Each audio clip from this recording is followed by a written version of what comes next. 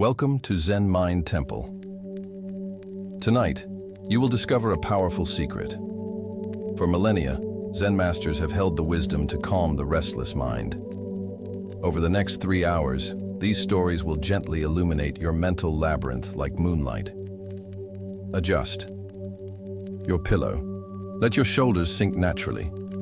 Now breathe with me, feeling air caress your nostrils as you inhale, releasing worries with each exhale. Close your eyes for a moment and let your imagination carry you to the edge of a mountain lake. The air here smells of pine needles and damp earth, cool against your skin like a soft whisper. Above, the sky is a perfect blue, so clear it seems to stretch into infinity, and all around you, the forest stands silent, as if holding its breath in reverence for the water below. This is the lake where Kenshin first came, decades ago, when his mind was a storm and his heart felt like it might burst from his chest. Kenshin was a warrior, trained from childhood to fight, to strategize, to always be ready for the next attack. But the battles he faced on the battlefield were nothing compared to the war raging inside his head. At night, when the camp was quiet, his thoughts would race, memories of fallen comrades, fears of future defeats, regrets over choices made in the heat of battle. He would lie awake, heart pounding, unable to find peace, and by morning, he would rise more exhausted than when he'd laid down. One day, after a particularly brutal campaign, Kenshin could bear it no longer. He had heard of a wise Zen master who lived by a remote lake, a man said to possess the secret of calming even the most troubled mind. So he left his sword, his armor, his men, everything that defined him as a warrior, and set off alone to find this master. It took him 3 weeks to reach the lake, traveling through dense forests and over rocky mountains, his feet blistered, his body weak from hunger. But when he finally rounded the last bend and saw the water stretching before him, something inside him shifted. The lake was so still, so perfectly clear, that it reflected the sky and the trees and the clouds above with such precision that it was hard to tell where the water ended and the world began. For a moment, Kenshin forgot to breathe. A small, wooden hut sat at the edge of the lake, and outside it, an old man sat cross-legged on a mat, staring out at the water. His hair was white as snow, his face lined with the wisdom of years, but his eyes were bright and clear, like the lake itself. He didn't look up as Kenshin approached, but when Kenshin stopped a few feet away, he spoke without turning. "You have traveled far, warrior," he said, his voice as calm as the water before them. "But the distance you've covered with your feet is nothing compared to the journey you must take within." Kenshin fell to his knees, his pride forgotten. "Please," he said, his voice rough with emotion. "My mind is a storm. I cannot sleep. I cannot think. I fear I will lose myself to the noise. Teach me how to quiet it." The old Zen master turned, then his eyes meeting Kenshin's. "Sit with me," he said simply. And so Kenshin sat, and for hours they said nothing. They just watched the lake. As the sun moved across the sky, clouds drifted overhead, their shadows passing over the water. A bird flew low, skimming the surface, and the ripples it created spread outward, then slowly disappeared, leaving the lake as smooth as before. Gentle breeze rustled the leaves of the trees, and for a moment the water trembled, but again it soon settled into stillness. Finally, as the sun began to set, painting the sky in hues of orange and purple, the Zen master spoke. "What do you see?" he asked. Kenshin frowned. "I see a lake, master." "What else?" "I see the sky reflected in it, the trees, the clouds. And when the wind blows, or the bird skims the surface, the water ripples, the reflections break apart. And then it becomes still again. The reflections return." The Zen master nodded. "Your mind is like this lake, Kenshin. The thoughts that trouble you are like the wind, the bird, the falling leaf. They create ripples, they disturb the surface, but they cannot change the lake's nature.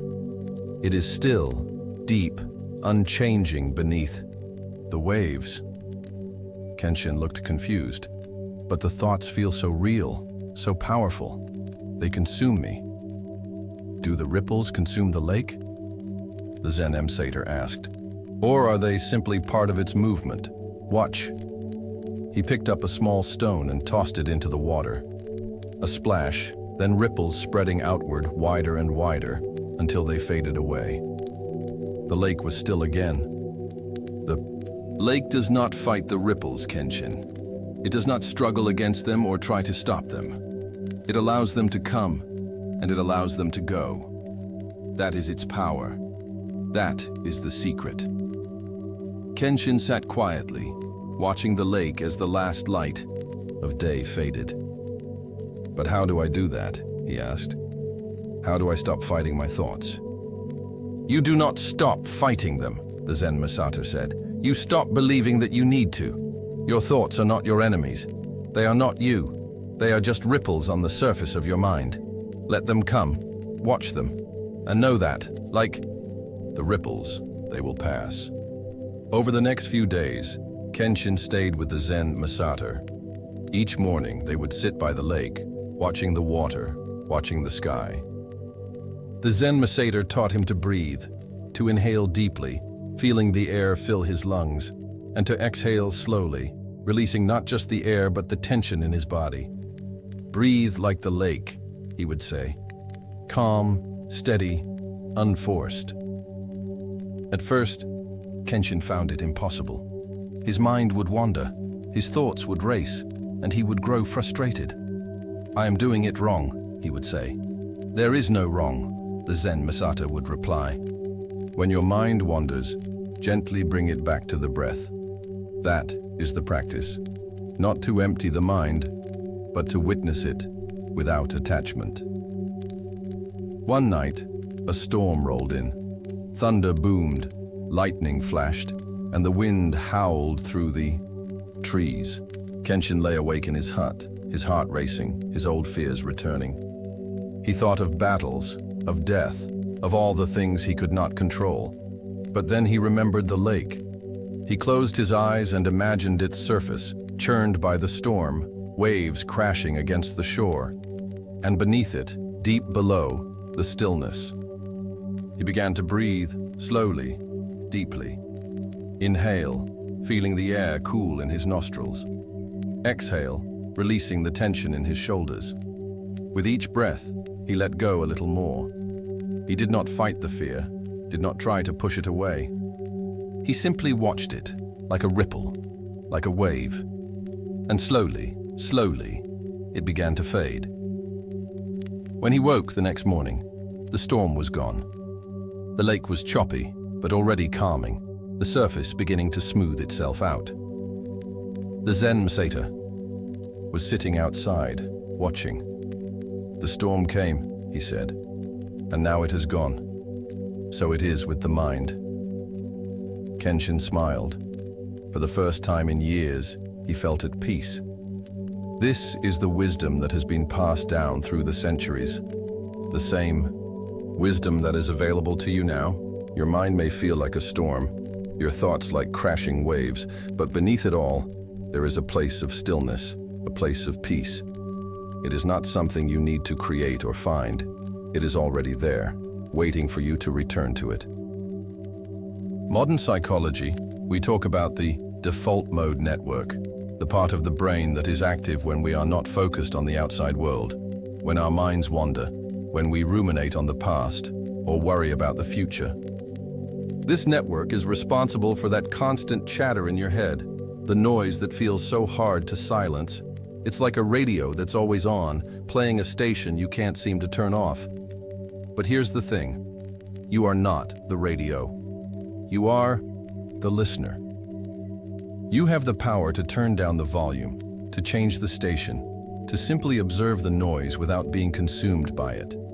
This is what mindfulness practices teach us, to activate the attention network of the brain, which helps us focus on the present moment, and reduces activity in the default mode network.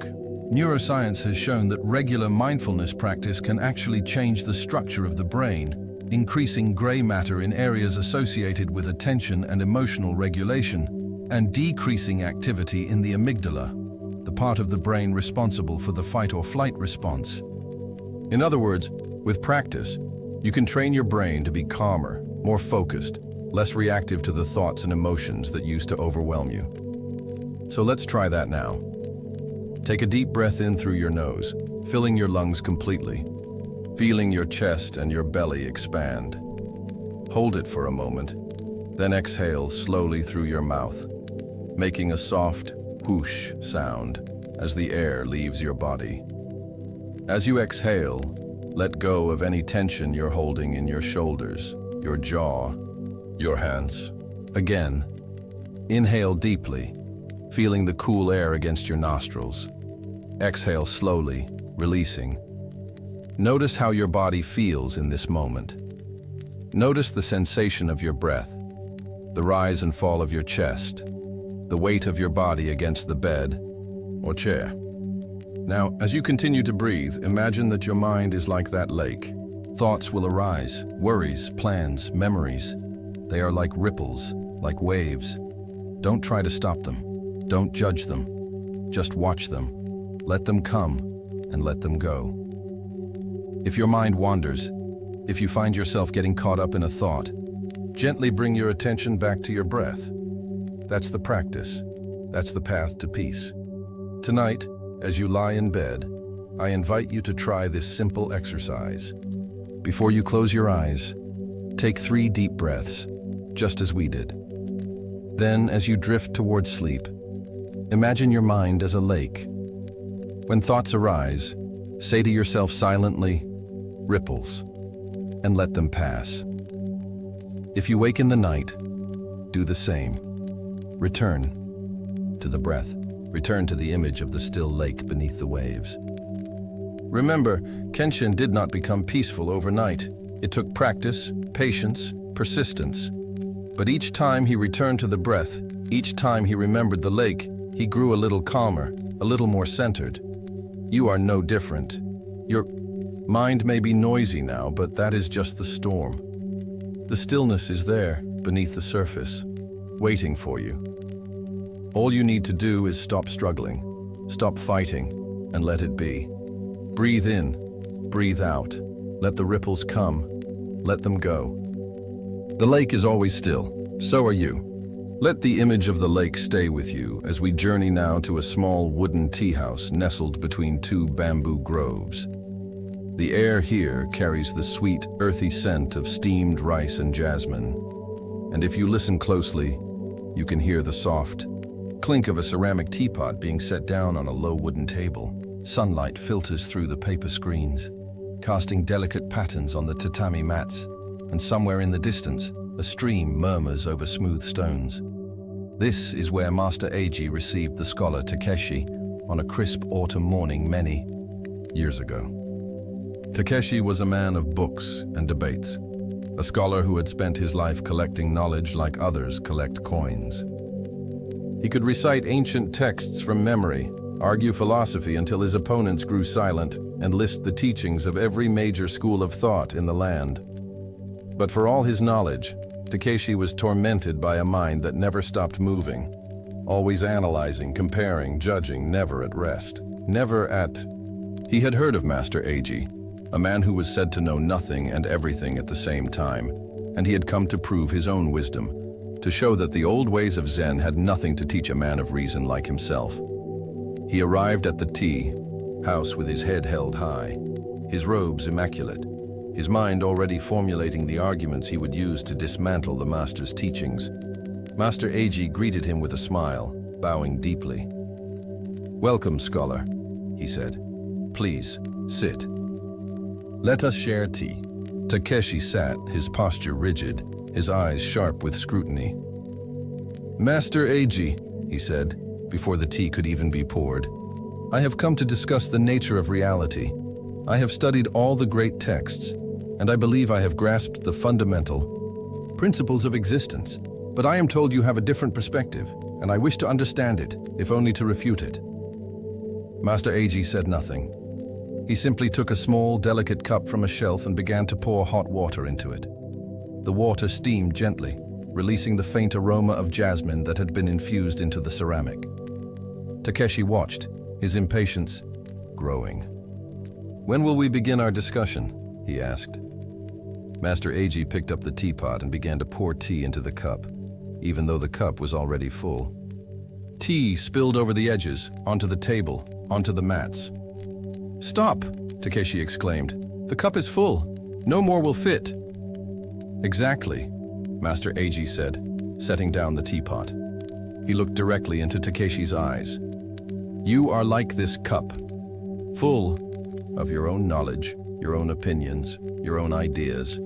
How can I pour anything new into it if you will not first empty it?" Takeshi froze. The words hung in the air, simple but profound. And in that moment, he felt something shift inside him, a crack in the armor of his certainty. He had come to teach, to debate, to prove himself, but now he realized how little he was actually prepared to learn. I apologize, Master," he said, his voice softer now. "You are right. My mind is full. I have not come to listen." "Master." Eiji smiled. "Then let us try again. Empty your cup, Takeshi. Not just of tea, but of everything you think you know. Let us drink together, as two men with much to learn." They sat in silence then, as Master Eiji emptied the cup, wiped the table, and poured fresh tea, just enough to fill the cup halfway. The scent of jasmine filled the air, rich and inviting. "Drink," the master said. Takeshi lifted the cup, feeling the warmth of it in his hands, and took a small sip. The tea was sweet, with a subtle bitterness that lingered on his tongue, and for a moment, he forgot all about his theories and arguments.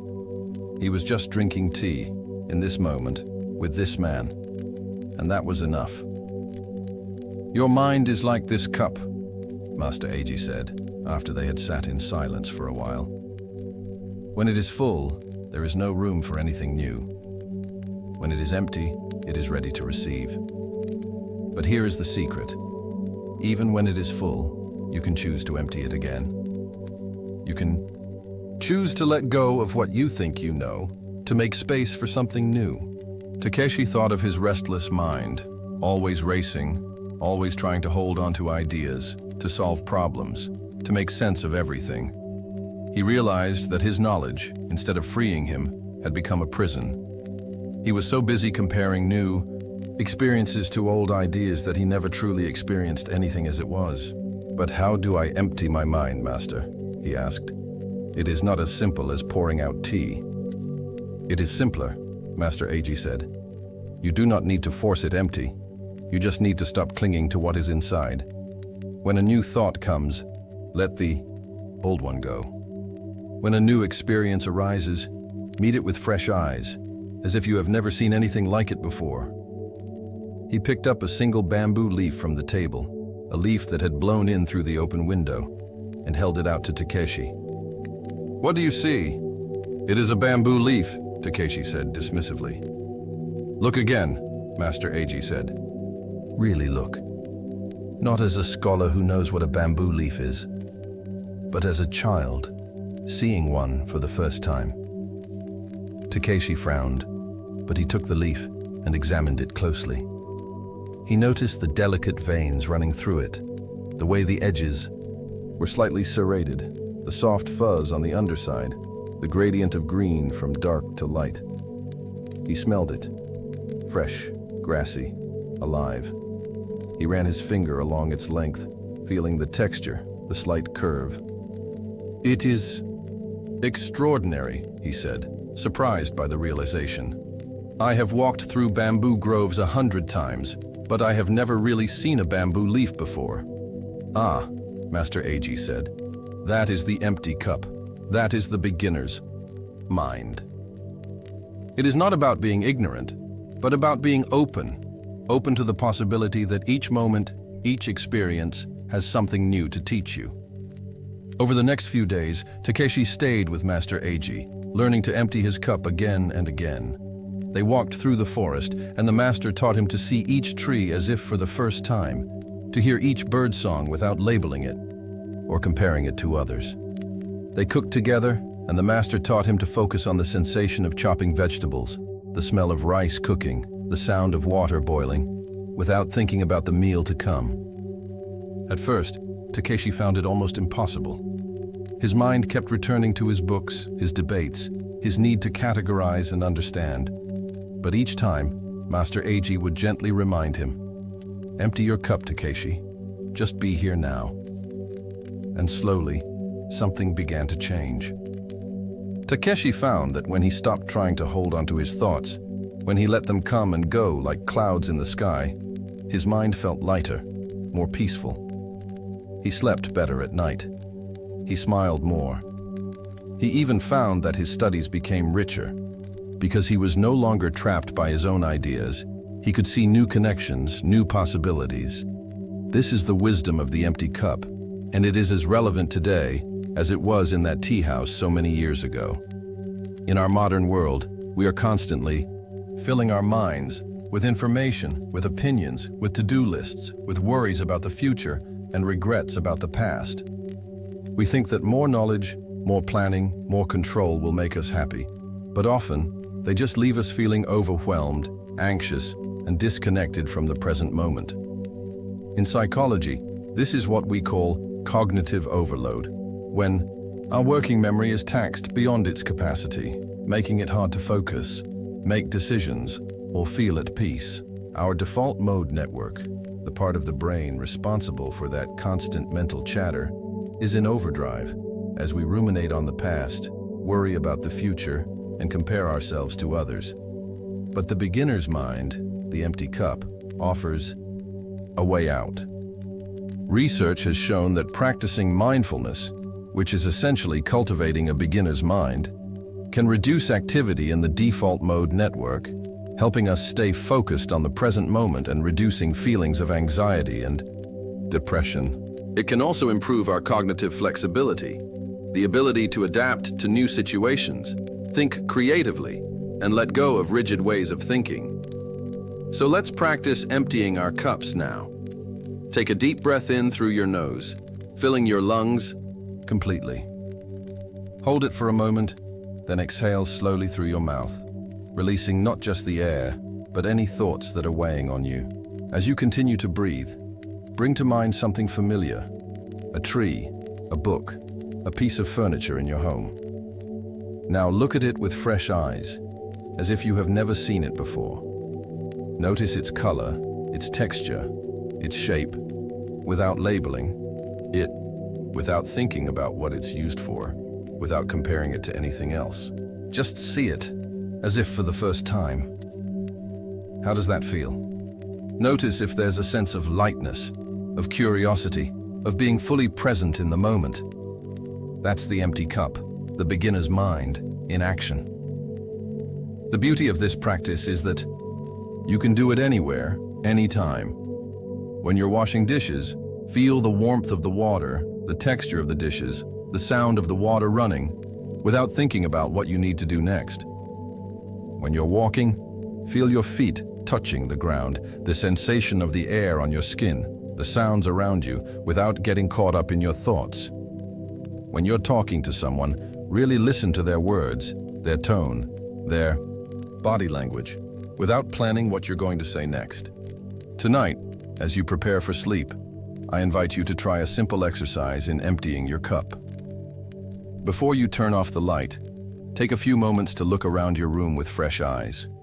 Notice the way the light falls, the shapes of the furniture, the colors of the walls, without thinking about whether you like them or not, without thinking about how you need to rearrange them, without any judgment at all. Just see them, as if you're seeing your room for the first time.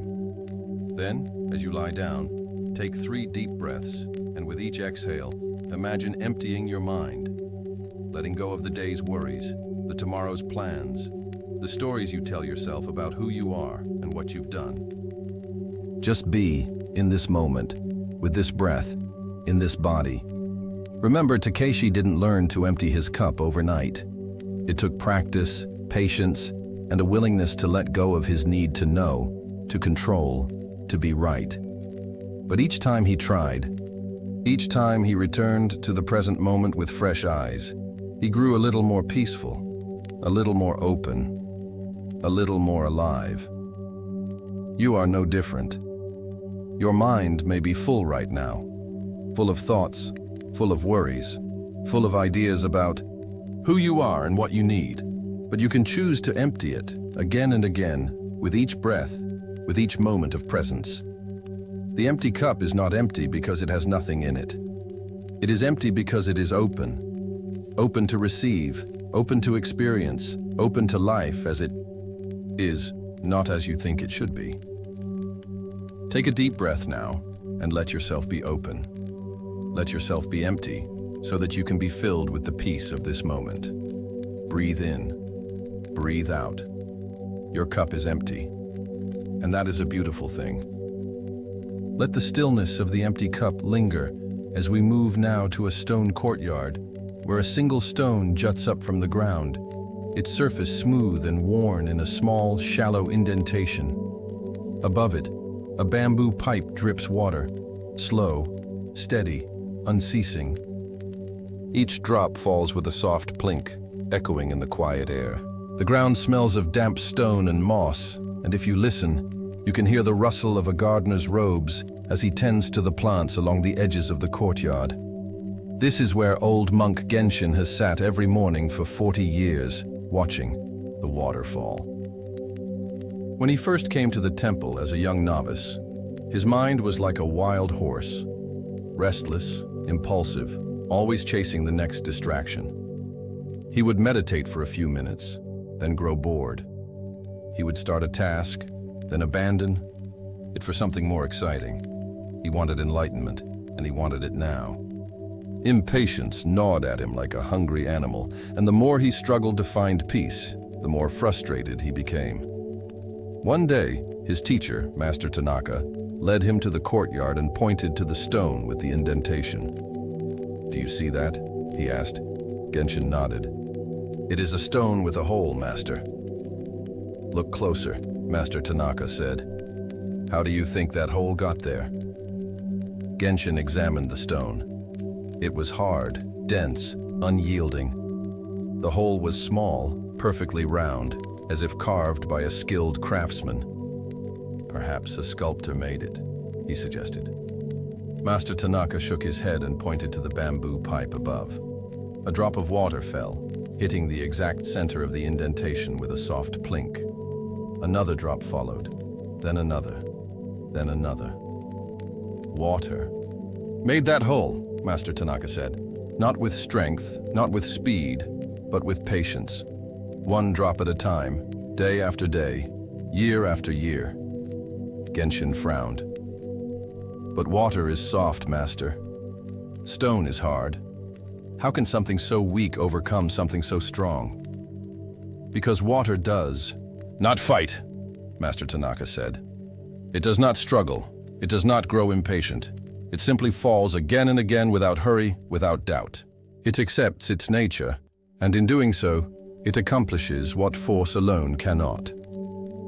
Genshin thought about this as he watched the drops fall. He thought about his own struggles, his need to be perfect, his frustration when things didn't happen as quickly as he wanted, his tendency to give up when progress felt slow.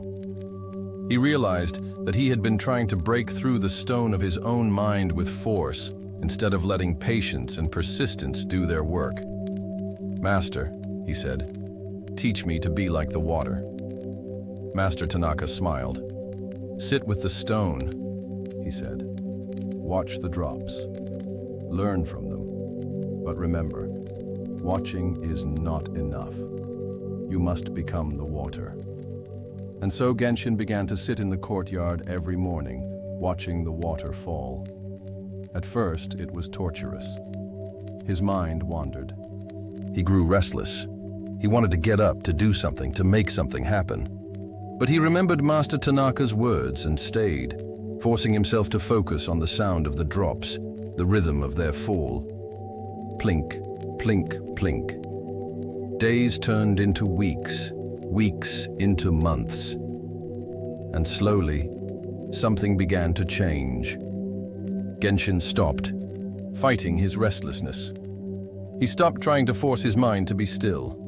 He simply let the restlessness be, like a leaf floating on a stream, and returned his attention to the drops.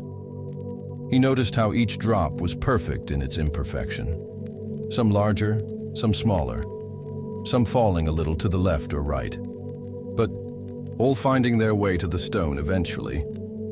He began to see that the water was not trying to make a hole in the stone. It was not working toward a goal. It was simply falling, because that is what water does. The hole was a byproduct of its nature, not the purpose of it. One morning, as the first light of dawn touched the courtyard, Genshin had a realization. He had been sitting for so long that his legs were numb, his back ached, but his mind was calm, as still as the surface of a deep lake. He looked at the stone and saw that the hole was a little deeper than it had been when he first started sitting there. Not much, just a fraction of an inch, but enough to notice. And he understood that growth, like the hole in the stone, happens, not in leaps and bounds, but in tiny, imperceptible increments. It is not about reaching the end, he whispered to himself. It is about showing up again and again, even when you can't see the progress. This realization changed everything for Genshin. He stopped rushing through his meditation, stopped judging himself for not being enlightened yet. He began to approach every task with the same patience as the water, chopping wood, carrying water, sweeping the courtyard, focusing on the doing, not the done. And as he did, he found that peace was not something he had to chase or fight for. It was something that arose naturally, in the moments between the drops, in the quiet persistence of simply being. Years later, when Genshin was an old man, a young novice came to him, frustrated and impatient, just as he had been. I've been meditating for months, and I still feel restless, still feel anxious, the novice said. Am I doing something wrong? Will I ever find peace? Genshin smiled and led the novice to the courtyard, to the stone with the hole. Look at this stone, he said. The novice looked. It has a hole, master. How did it get there? The water made it, the novice said, having heard the story many times. Do you think the water ever grew impatient? Genshin asked. Do you think it ever said, this is taking too long, I'm not making progress, I should give up? The novice shook his head. No, master. The water just keeps falling. Exactly, Genshin said. Peace is not a destination. It is a practice. It is showing up again and again, even when you can't see the hole getting deeper. It is trusting that the drops in their own time will do their work. He paused, listening to the steady plink of the water. Your mind is like this stone. It is hard, resistant, set in its ways. But your practice, your breath, your presence, your willingness to keep going, even when it feels pointless, is like the water. Soft, persistent, unyielding in its gentleness. It may not seem like much, but over time, it will create a space for peace to live. This is the wisdom of the water and the stone, and it is a wisdom that our modern minds, so used to instant gratification and immediate results, often struggle to embrace. We live in a world that values speed, efficiency, and visible progress. We want to meditate once and feel calm forever. We want to eat well for a week and lose 10 pounds. We want to work hard for a month and get a promotion. When things don't happen as quickly as we want, we get frustrated. We give up. We tell ourselves that we're not good enough, that it's not working. But the research tells us that lasting change, whether in our habits, our emotions, or our brains, takes time. Neuroplasticity, the brain's ability to rewire itself, is a slow process. It requires repetition, consistency, patience. Studies have shown that it takes an average of 66 days for a new habit to become automatic. And that's for simple habits like drinking a glass of water every morning, For more complex practices like mindfulness, which require rewiring deeply ingrained patterns of thought and behavior, it can take much longer. This is why so many of us struggle with anxiety and frustration when we start meditating or trying to change our thought patterns. We expect immediate results, and when we don't get them, we assume we're doing something wrong. But the problem isn't with us, it's with our expectations. We're trying to force the stone to change, instead of trusting the process of the drops. In psychology, this is what we call delayed gratification. The ability to resist the temptation of an immediate reward in favor of a larger reward later. Research has shown that people who are better at delayed gratification are more successful in life, with better mental health, higher levels of happiness, and stronger relationships. But in a world of instant downloads, fast food, and on-demand entertainment, we're losing this skill. We want what we want, and we want it now. But the water and the stone teach us that delayed gratification is not about deprivation or suffering. It's about trust. Trust that the process works, even when we can't see it. Trust that small, consistent actions add up to big changes over time. Trust that peace and happiness are not destinations to be reached, but journeys to be embraced. So let's practice this trust now. Take a deep breath in through your nose, feeling the air fill your lungs, and exhale slowly through your mouth, releasing any tension or impatience you may be feeling. As you continue to breathe, imagine yourself as the water, falling gently, steadily, onto the stone of your mind. Each breath is a drop. Each moment of presence is a drop. Each time you gently return your attention to the present moment after your mind has wandered is a drop. You are not trying to force anything to happen. You are not judging yourself for how fast or slow you're progressing. You are simply falling again and again with patience and trust. Notice how this feels. Notice if there's a sense of relief in letting go of the need to control, to hurry, to see results. Notice the peace that comes from simply being with the process, without attachment to the outcome. Tonight, as you prepare for sleep, I invite you to try a simple exercise in patience. Before you close your eyes, take a few moments to think about something in your life that you're struggling with, something you want to change, something you're working toward, something that feels difficult or challenging. As you think about it, imagine it as the stone, hard and resistant. Then imagine your efforts, your small daily actions as the water, falling gently, steadily, without hurry or judgment. Remind yourself that change takes time, that progress is often imperceptible, that the drops are doing their work even when you can't see it. Then, as you lie down, take 3 deep breaths, and with each exhale, let go of any attachment to the outcome. Let go of the need to know when or how things will change. Just trust in the process, trust in the drops, trust in the quiet persistence of simply showing up again and again. Remember, Genshin sat with the stone for 40 years, watching the hole grow deeper, drop by drop. He didn't do it because he was perfect or because it was easy. He did it because he understood that patience is not the ability to wait, but the ability to keep going while you're waiting. You are no different.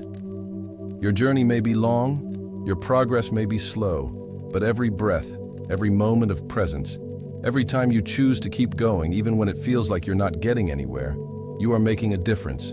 You are the water, and your mind is the stone. And over time, the drops will do their work.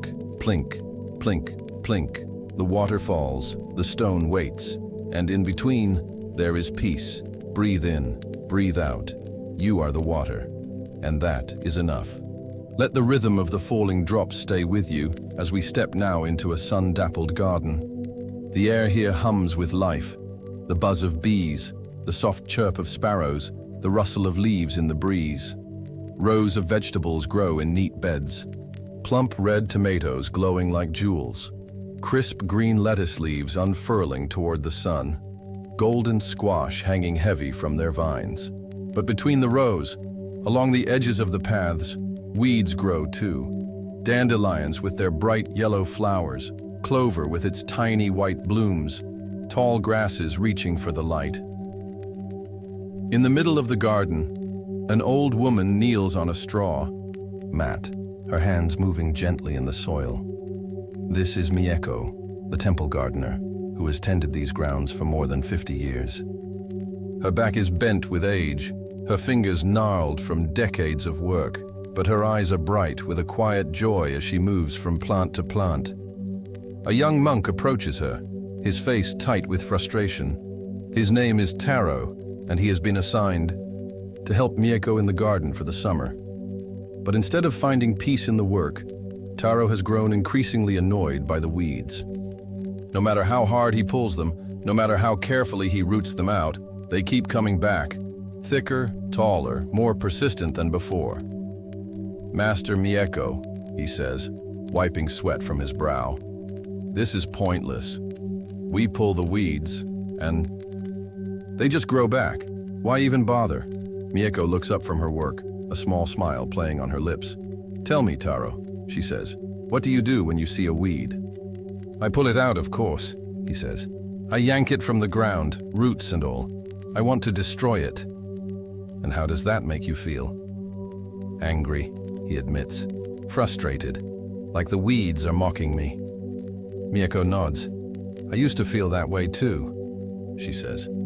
"When I first started gardening, I hated the weeds. I saw them as enemies, as something to be conquered. I would pull them with such force that I would disturb the soil, damage the plants I was trying to protect. And still, they kept coming back. It was exhausting." She reaches out and gently touches a dandelion growing near a row of carrots. Then, one day, my teacher said something to me that changed everything. He said, "Mieko, the weeds are not your enemies. They are just plants growing where you don't want them to. Fighting them only makes them stronger." Taro frowns. "What do you mean? If we don't fight them, they'll take over the garden." "Not if we understand them," Mieko says. She kneels down beside the dandelion and begins to loosen the soil around it with her fingers, not pulling, just gently separating the earth from the roots. "Look at this dandelion. Its roots go deep, don't they? That's because it's trying to find water, to survive. If the soil is healthy, if the plants around it are strong, it doesn't need to grow so aggressively. But if the soil is poor, if the other plants are weak, it will fight for resources." She continues to work the soil, her movements slow, deliberate. When you yank it out in anger, you leave bits of the root behind. Those bits will grow into new plants, stronger than before. But if you take your time, if you understand why it's growing there, if you remove it gently and nourish the soil in its place, it's less likely to return. She pauses, then carefully lifts the dandelion from the ground, its roots intact. "See? No anger, no struggle. Just presence, just understanding." Taro watches, fascinated. "But why does it matter how we remove them? The result is the same. The weed is gone." "Is it?" Mieko asks. "When you pull in anger, you carry that anger with you. It taints your work, your mind, your heart. You see enemies everywhere. And soon, even the vegetables you're trying to grow become a source of frustration. But when you work with patience, with understanding, even the act of removing weeds becomes a meditation. You learn to see the good in what is, not just what you wish was." She points to the clover growing along the path. Clover is a weed in the garden, but it fixes nitrogen in the soil, making it healthier for other plants. Dandelion roots bring nutrients up from deep in the earth. Some weeds even repel pests that would harm your vegetables. Taro looks at the weeds with new eyes. "I never thought of that," he says. "They are not all bad," Mieko says. "They are just misplaced, like many of our thoughts and feelings." Taro looks confused. "What do you mean?" Mieko sets the dandelion aside and turns to face him. "Think of your mind as this garden. The thoughts and feelings you want, peace, joy, kindness, are like the vegetables. The ones you don't want, anger, fear, sadness, are like the weeds. You spend so much time fighting them, trying to pull them out, to destroy them. But just like the weeds, the more you fight them, the stronger they become. Taro thinks of his own mind, how he often feels overwhelmed by anxiety, how he tries to push it away only to have it return with greater force. So what should I do? He asks. Let the weeds take over. Not at all, Mieko says, but learn to meet them differently. Instead of fighting them, try to understand them. Ask yourself, why is this feeling here? What is it trying to tell me? Like the weeds, our difficult emotions are often just trying to survive, to get our attention. She stands up, brushing dirt from her hands. When you feel anger rising, don't push it away. Breathe into it. See it for what it is. A feeling, not a fact. Like the dandelion, it has its roots, its reasons. Acknowledge them, then gently release them, just as I did with the weed. And then nourish the soil of your mind with kindness, with gratitude, with presence. Over the next few weeks, Taro tries Mieko's approach. When he feels frustration rising as he pulls weeds, he stops, takes a breath, and reminds himself to work with patience. When anxiety creeps into his meditation, he doesn't fight it. He acknowledges it, explores it gently, then lets it go, returning his focus to his breath. And slowly, something changes. The weeds in the garden don't disappear completely, but they seem less threatening, less overwhelming. Taro finds himself noticing their beauty, the delicate structure of a clover leaf, the bright yellow of a dandelion, flower, and even appreciating their purpose. And in his mind, the weeds of anxiety and frustration don't vanish, but they lose their power over him. He learns that he doesn't have to fight his feelings to be free from them. He just has to meet them with understanding, with kindness, with presence. One afternoon, as Taro works in the garden, a storm rolls in. The wind whips through the rows, knocking over plants, scattering soil. When the storm passes, many of the vegetables are damaged, and the weeds have spread, taking advantage of the disturbed earth. Taro feels anger rising, old habits threatening to return. But then he remembers Mieko's words.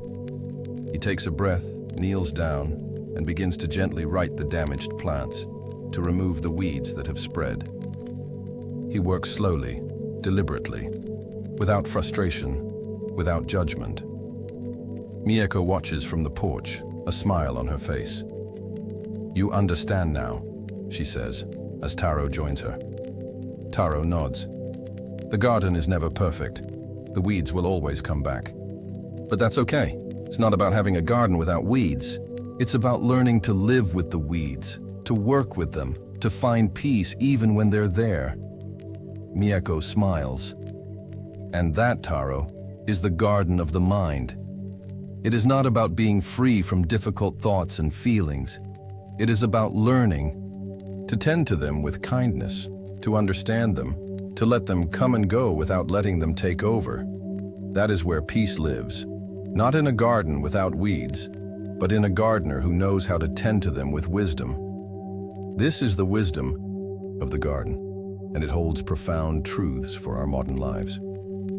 We live in a culture that tells us we should be happy all the time, that negative emotions like sadness, anger, and fear are signs of weakness, something to be suppressed, eliminated, conquered. We fight our feelings, push them down, pretend they don't exist, and wonder why they keep coming back, stronger and more persistent than before. But psychology tells us that this approach is not just ineffective, it's actually harmful. Research has shown that suppressing emotions can lead to increased anxiety, depression, and even physical health problems like high blood pressure and heart disease. Our emotions, even the difficult ones, serve a purpose. They give us information about ourselves and our environment. They motivate us to take action. They connect us to others. When we suppress them, we cut ourselves off from this important information, and we create inner conflict that drains our energy and disturbs our peace. This is because our brains are wired to pay attention to things that are threatening or unpleasant, a phenomenon known as the negativity bias. This bias served an important evolutionary purpose, helping us stay alert to dangers in our environment. But in modern life, it can lead us to fixate on negative thoughts and feelings, making them seem more important, more powerful than they really are. But just as Mieko learned to tend to the weeds with kindness and understanding, we can learn to tend to our difficult emotions in the same way. This is the practice of emotional regulation, not suppressing or avoiding our feelings, but acknowledging them, understanding them, and responding to them in healthy ways. Research has shown that this approach can reduce stress, improve mental health, and enhance our relationships with others. So let's practice this now. Take a deep breath in through your nose, filling your lungs completely, and exhale slowly through your mouth, releasing any tension you may be holding. As you continue to breathe, bring to mind a difficult emotion you've been feeling. Maybe sadness, anger, anxiety, or frustration. Instead of pushing it away, let yourself feel it, just for a moment.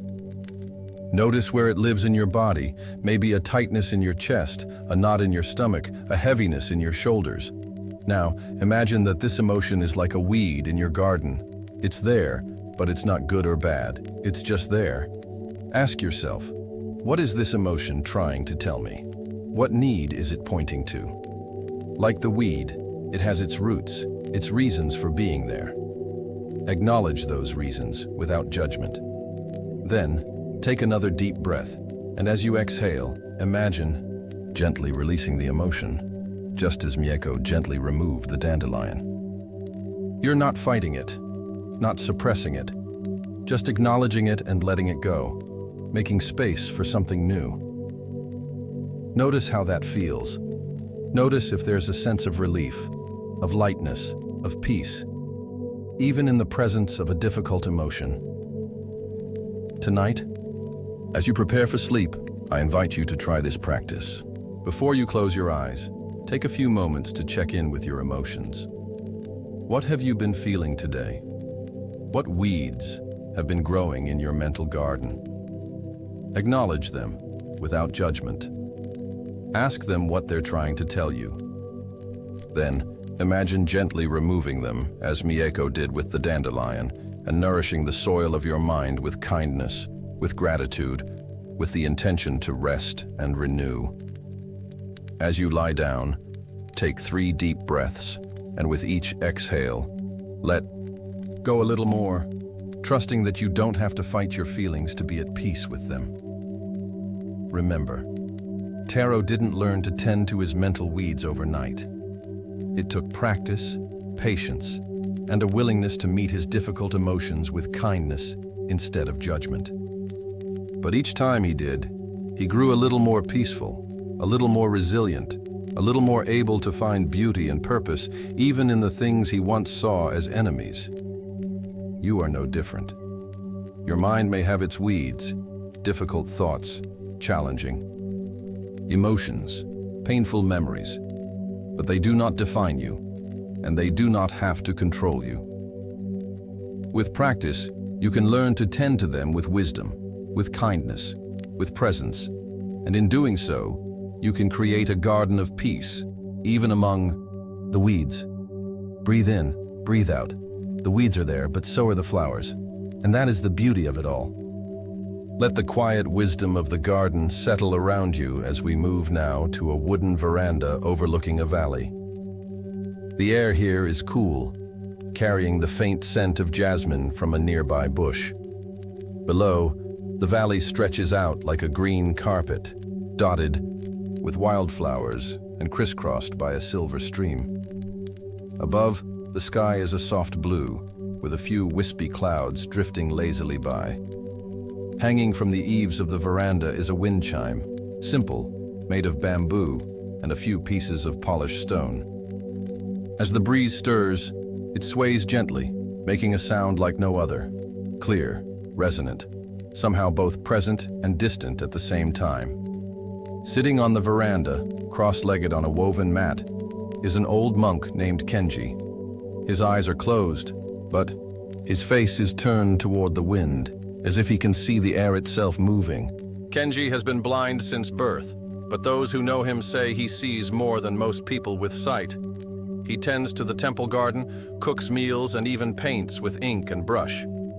His hands moving with a certainty that seems to come from somewhere beyond the physical world. A young woman named Yuki sits beside him, her face tight with worry. Yuki has traveled to the temple seeking help with her insomnia. For months, she has lain awake at night, her mind racing with thoughts, worries about her job, her family, the future.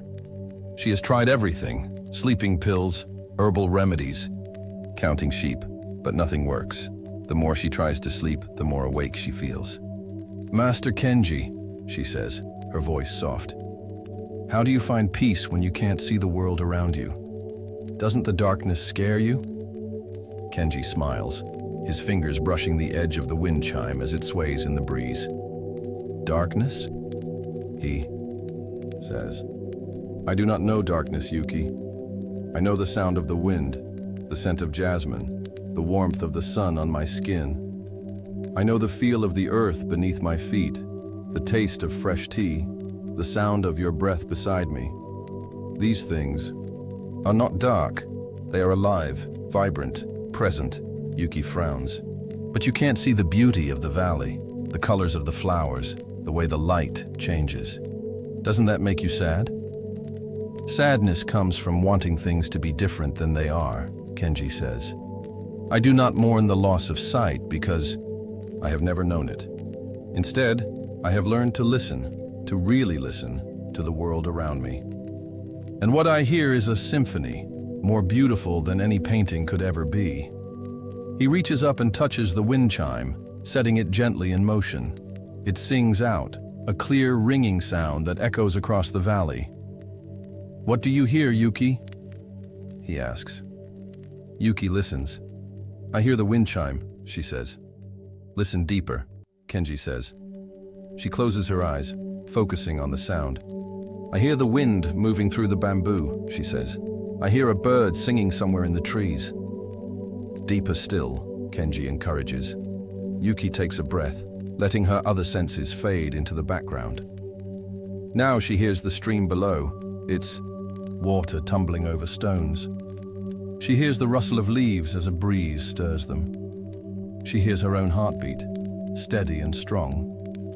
"I hear everything," she says, surprised by the realization. "I hear the world breathing." Kenji nods. "That is the secret," he says. "When you stop trying to see everything, you begin to hear, to feel, to truly experience. Your mind does not race because it is not chasing images, not trying to hold on to what is seen and plan for what will be seen next. It is simply present, listening to the wind chimes whisper." Yuki thinks about her sleepless nights, how her mind is always filled with images, worries about the future, memories of the past, plans for tomorrow. She realizes that she has never really listened, not to the world around her, not to her own body, not to the quiet moments between thoughts. "But how does this help me sleep?" she asks. At night, there is no wind chime, no bird song, no stream. Just darkness and my own thoughts. "Ah," Kenji says, "but there is always sound. The sound of your breath, the sound of your heart, the sound of the house settling around you. Even in silence there is sound, if you know how to listen." He leans forward, his voice softening. "Your mind races at night because you are trying to control it, to force it to be quiet. But quiet is not the absence of sound. It is the presence of listening. When you focus on the sound of your breath, on the rhythm of your body, your thoughts begin to fade, not because you push them away, but because you give your mind something simpler, something more immediate to attend to." That night, Yuki tries Kenji's advice. Instead of lying in bed, staring at the ceiling, trying to force herself to sleep, she closes her eyes and focuses on the sound of her breath. In and out, in and out. A simple, steady rhythm. When thoughts arise, and they do, she doesn't fight them. She just gently returns her attention to the sound of her breathing, to the feeling of air moving in and out of her lungs. At first it's hard. Her mind keeps wandering, pulled away by worries and plans. But each time, she remembers Kenji's words and returns to the breath, to the sound of her own life. And slowly, something changes. Her thoughts become less urgent, less persistent. They drift through her mind like leaves on a stream, coming and going without stopping. Her body relaxes, her heartbeat slows, and before she knows it, she is asleep. When she wakes the next morning, she feels more rested than she has in months. She goes to find Kenji, who is sitting on the veranda as always, listening to the wind chime. "It worked," she says. "I slept."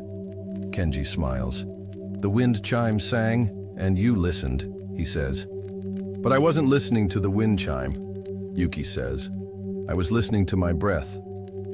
"Is there a difference?" Kenji asks. "The breath is the wind chime of the body. It sings whether you listen to it or not. But when you do listen, when you give it your full attention, it becomes a bridge between the noise of your mind and the silence of your heart." Over the next few days, Yuki learns from Kenji how to listen to the wind, to the water, to her breath, to the quiet moments between thoughts. She learns that listening is a form of meditation, a way of being present that doesn't require effort or control. She learns that her mind doesn't need to be empty to be peaceful. It just needs to be focused, to be grounded in the here and now. On the day she leaves the temple, Kenji gives her a small wind chime, similar to the one hanging on the veranda. "Take this," he says. "When your mind begins to race, when you can't sleep, listen to it. Let its sound remind you to return to the present moment, to the simple, beautiful act of being alive." Yuki takes the wind chime, holding it gently in her hands. "Thank you," she says. "But I think I already know how to hear it, even when it's not ringing." Kenji smiles. "Then you have learned the deepest lesson of all," he says. "The wind chime's whisper is always there, in the sound of your breath, in the beat of your heart. In the quiet moments between the noise of your mind, you need only listen." This is the wisdom of the wind chime, and it is a wisdom that science is just beginning to understand. In our modern world, we are constantly bombarded by visual stimuli, screens, billboards, books, images of all kinds. Our brains are wired to pay attention to these visuals, which can overstimulate our minds and make it hard to focus, to relax, to sleep. But research has shown that focusing on auditory stimuli, like the sound of our breath, a wind chime, or white noise, can activate the parasympathetic nervous system, which is responsible for the rest and digest response. This helps to slow our heart rate, lower our blood pressure, and reduce feelings of anxiety and stress. In particular, focusing on the sound of our breath activates what neuroscientists call the default mode network, the part of the brain that is active when we are not focused on the outside world. By directing our attention to the breath, we can quiet this network, reducing the constant mental chatter that keeps us awake at night and makes it hard to find peace during the day. This is why practices like mindfulness meditation, which often involve focusing on the breath, are so effective at reducing anxiety, improving sleep, and increasing feelings of well-being. They help us shift from the overstimulated visual mode of thinking to a more grounded, auditory mode of being. So let's practice this now. Take a deep breath in through your nose, and as you do, notice the sound it makes, the soft whoosh of air entering your body. Hold it for a moment, then exhale slowly through your mouth, noticing the sound of the air leaving, like a gentle sigh. Continue to breathe, focusing your attention on the sound of each inhale and exhale. If your mind wanders, if you find yourself thinking about something else, gently bring your attention back to the sound of your breath. It doesn't have to be perfect. You don't have to empty your mind. Just listen, as Kenji listened to the wind chime. Notice how this feels. Notice if there's a sense of calm, of grounding, of being present in your body, in this moment. Now let's try something else. Imagine the sound of a wind chime, clear and resonant, ringing in the quiet air. Let that sound fill your mind, pushing aside any other thoughts, any other worries. When your mind wanders, return to the sound of the chime, as Yuki returned to the sound of her breath. Feel how this focus on sound helps to quiet the visual part of your mind, the part that is always racing, always planning, always worrying. Feel how it brings you back to the present moment, to the simple, beautiful act of being alive. Tonight, as you prepare for sleep, I invite you to try this practice. Before you turn off the light, take a few moments to listen to the sounds around you. The hum of a distant appliance, the rustle of leaves outside your window, the sound of your own breath. Choose one sound to focus on, and let it be your wind chime, your anchor to the present moment. As you lie down, close your eyes and continue to focus on that sound. When thoughts arise, and they will, don't fight them. Just gently return your attention to the sound, to the here and now. Let the sound lull you into a state of relaxation, into a place where your mind is quiet, your body is at peace, and sleep comes naturally. Remember, Yuki didn't learn to listen overnight. It took practice, patience, and a willingness to let go of her need to control her thoughts, her need to force herself to sleep. But each time she focused on the sound of her breath, each time she returned to the present moment, she grew a little more skilled, a little more peaceful, a little more able to find rest. You are no different. Your mind may be noisy, your thoughts may be racing, but there is always a sound to return to, the sound of your breath, the beat of your heart, the whisper of the wind. You need only listen, and in listening, you will find the peace you seek. Breathe in and listen. Breathe out and listen. The wind chime is ringing, if you will only hear it. Breathe in, breathe out. You are here now, listening, and that is enough. Let the echo of the wind chime fade as we step into a quiet dojo, where the air smells of sandalwood and polished wood. Sunlight slants through paper screens, casting long shadows across the tatami mats. At one end of the room, two monks stand, facing each other, their hands at their sides, their postures calm and centered. Between them, a single candle burns, its flame steady, unwavering.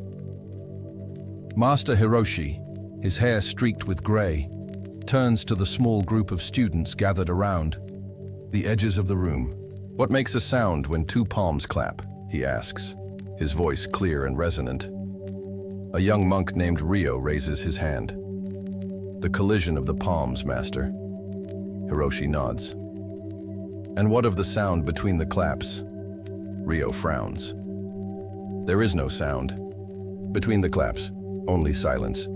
"Is that so?" Hiroshi says. He turns to the other monk, a woman named Akira, and they clap once, sharp, clear, echoing in the dojo. Then they wait, their hands hanging loosely at their sides.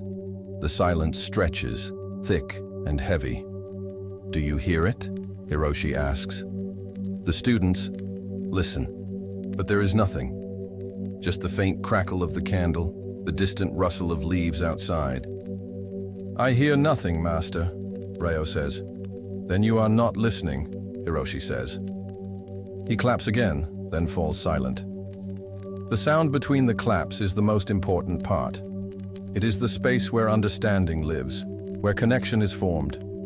Without the silence between the sounds, there is no music, only noise. He steps closer to Ryo, his eyes steady. "You have been struggling with anger, have you not?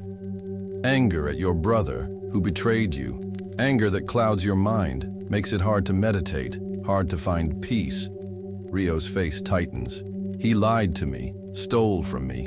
How can I not be angry?" by understanding the space between the claps, Hiroshi says. Your anger is like the sound of the clap, loud, immediate, impossible to ignore. But it is the space around it, the silence between the moments of rage, that holds the truth. It is in that space that you can choose how to respond instead of reacting without thought. Ryo looks skeptical. Anger is not a clap of hands, Master. It is a fire, consuming everything in its path. Then let us stoke the fire and watch it burn, Hiroshi says. He leads Ryo to a small fire pit in the corner of the dojo and lights a few twigs. The flames flicker to life, small at first, then growing larger as he adds more wood. Watch the fire, he says. It is like your anger, hungry, destructive, needing fuel to survive. What happens if we stop feeding it? They stand in silence as the fire burns down, the flames shrinking, the wood turning to embers. It dies, Ryo says. Does it? Hiroshi asks. He blows gently on the embers, and a small flame flickers to life, again. Anger is like these embers. It never truly dies, not as long as we hold on to the wood that feeds it. Resentment, betrayal, the need for revenge. But if we can learn to sit with the embers, to feel their heat without adding more wood, they will eventually cool and the fire will not return. He looks at Ryo. Your brother's actions were the first clap. Your anger was the second. But what comes next? That is the space between the claps. That is where you can choose peace if you are willing to listen to the silence. Over the next few weeks, Ryo practices what Hiroshi taught him. When he feels anger rising at the thought of his brother, he doesn't suppress it. He acknowledges it, feels it fully, then waits for the space between the claps, the moment where the anger fades and clarity returns. He sits with the embers of his resentment, not adding fuel, not fanning the flames, just being with them until they cool. At first, it's hard. The anger feels too powerful, too justified. But slowly, he begins to notice the space between the claps, the moments of clarity where he can see his brother not as an enemy, but as a flawed human being, struggling with his own pain and greed. He begins to understand that his anger is not just about his brother's betrayal. It's about his own need to control, to be right, to never be hurt again. One morning, as Ryo meditates, he has a realization. The space between the claps is not empty. It is filled with possibility, with the potential for understanding, for forgiveness, for peace. It is the space where we are not defined by our reactions, but by our choices.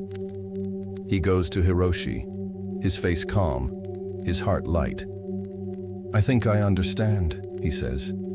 The sound of the clap is inevitable. We will always be hurt, betrayed, angered.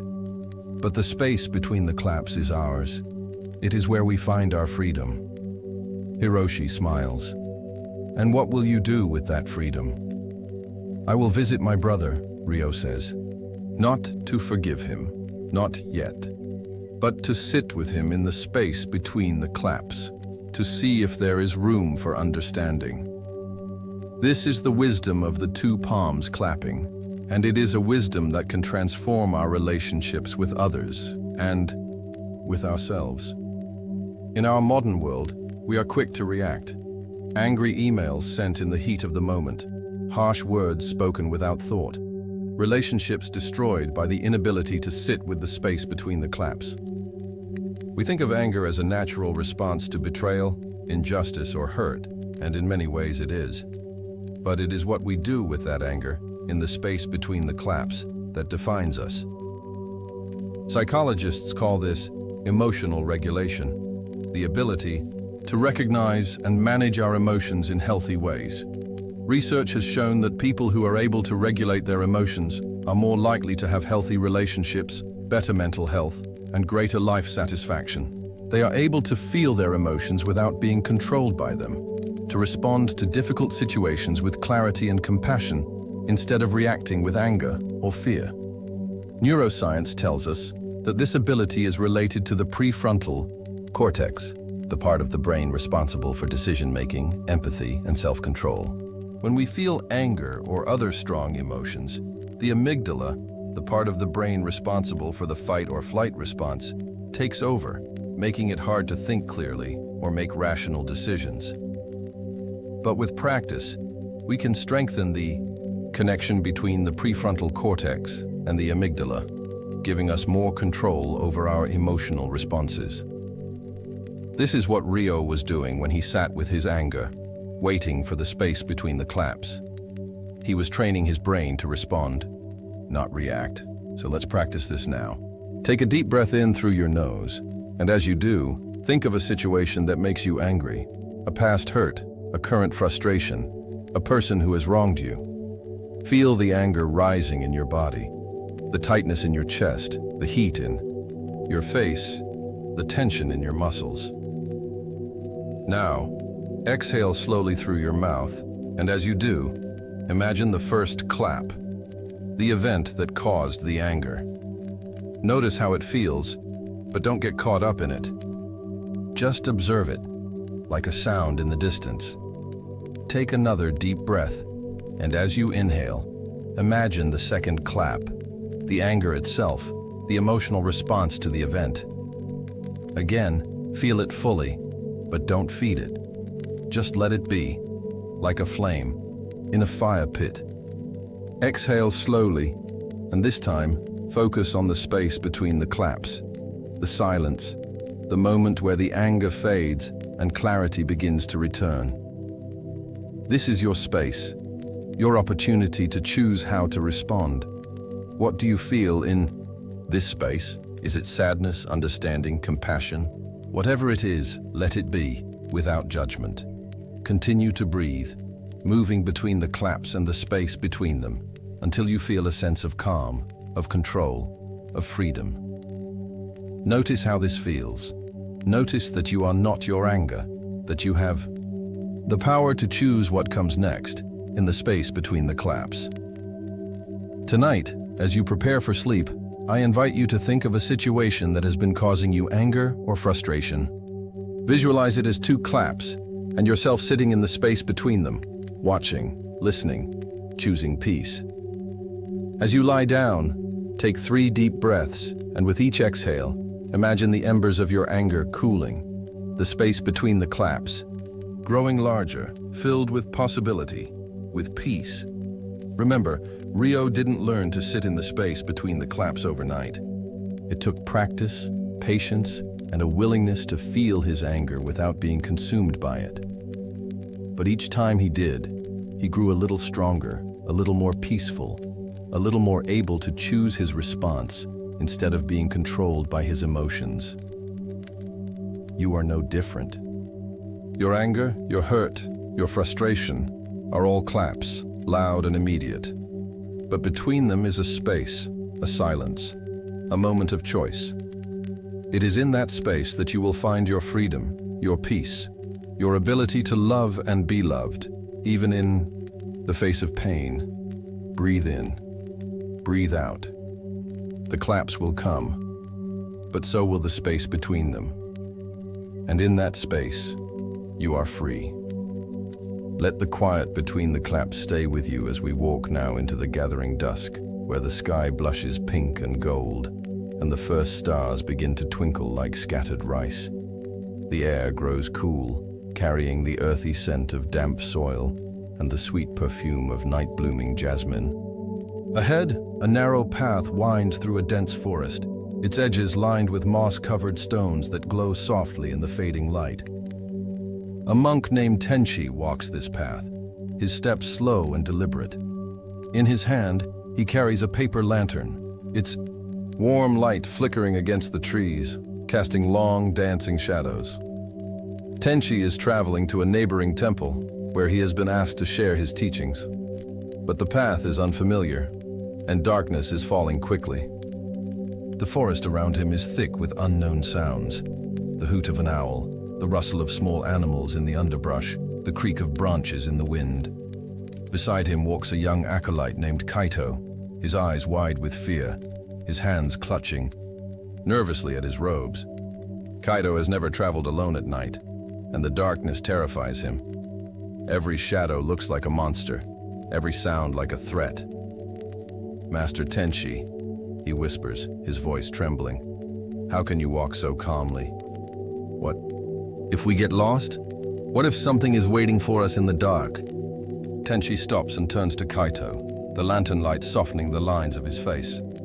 "What if we do get lost?" he asks gently. "What if there is something in the dark? Will worrying about it change anything?" Kaito swallows hard. "No, but the war. Lantern shows us only a few steps ahead," Tenshi says, holding up the light. "That is all we need. We do not need to see the entire path, just the next step. The rest will reveal itself in time." Kaito looks doubtfully at the narrow beam of light. "But what if the lantern goes out? What if we have no light at all?" "Then we will walk in the dark," Tenshi says simply. "We will feel our way with our hands, listen for the sound of the stream to guide us, trust that the earth will hold us." Darkness is not an enemy, Kaito. It is just another part of the path. They walk on, the lantern lighting their way step by step.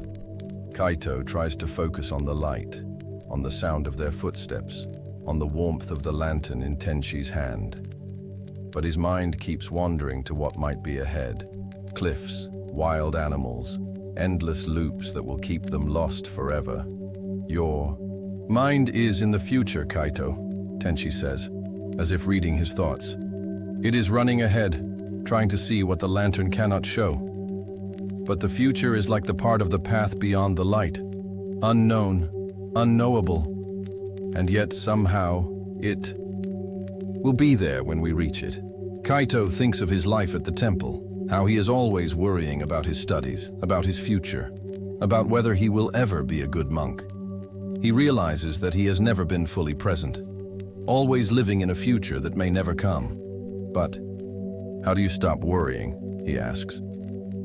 How do you trust that the path will be there? Tenshi smiles. Worry is like a shadow. It follows you, but it cannot harm you. You do not need to stop it.